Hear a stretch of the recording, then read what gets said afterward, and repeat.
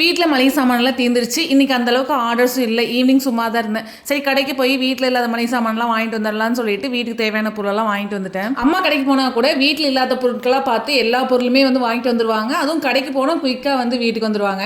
ஆனால் நானும் சொல்லிவிட்ட பொருளில் ஒரு 10 பொருள் சொல்கிறாங்க அப்படின்னா 7 பொருள் தான் வாங்கியிருப்பேன், 3 பொருள் மறந்துடுவேன். அதுவும் கடைக்கு போனால் வரக்கு 1 மணி நேரம் 1.5 மணி நேரம் ஆயிரும். இதனாலேயே வீட்டில் அதிகமாக திட்டு வாங்குவேன். இன்றைக்கும் அதே வேலையை தான் பார்த்துருக்கேன். இஞ்சி பூண்டு வந்து வாங்கிட்டு வர சொன்னாங்க. நான் வந்து சுத்தமாக அதை மறந்தே போயிட்டேன். மற்ற பொருள் எல்லாமே கரெக்டாக வாங்கிட்டேன். நான் கூட நினச்சிட்டு இருந்தேன் இன்றைக்கி வந்து எல்லா பொருளும் கரெக்டாக வாங்கிட்டோம், திட்டு வாங்க மாட்டோம் அப்படின்னு சொல்லிட்டு. வீட்டுக்கு வந்ததுமே அம்மா ஃபஸ்ட்டு கேட்ட கேள்வி இஞ்சி பூண்டு எங்கேன்னு கேட்டாங்க.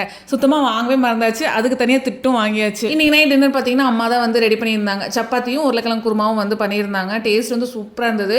எப்பவுமே அம்மா சப்பாத்தி செஞ்சாங்க அப்படின்னா ரொம்ப சாஃப்டாக இருக்கும். அம்மா சுடுற எல்லா சப்பாத்தியுமே வந்து நைட்டு மட்டும் இல்லை, இப்போ காலையிலையும் நம்ம வச்சிருந்து சாப்பிட்டாலும் இதே சாஃப்ட்னஸ் வந்து அப்படியே இருக்கும். நான் வந்து அதிகமாக சப்பாத்தி வந்து லைக் பண்ணி சாப்பிட மாட்டேன். ஆனால் நானே வந்து ஒரு 2-3 சப்பாத்தி வந்து சாப்பிட்டேன். டேஸ்ட் வந்து ரொம்ப நல்லா இருந்தது.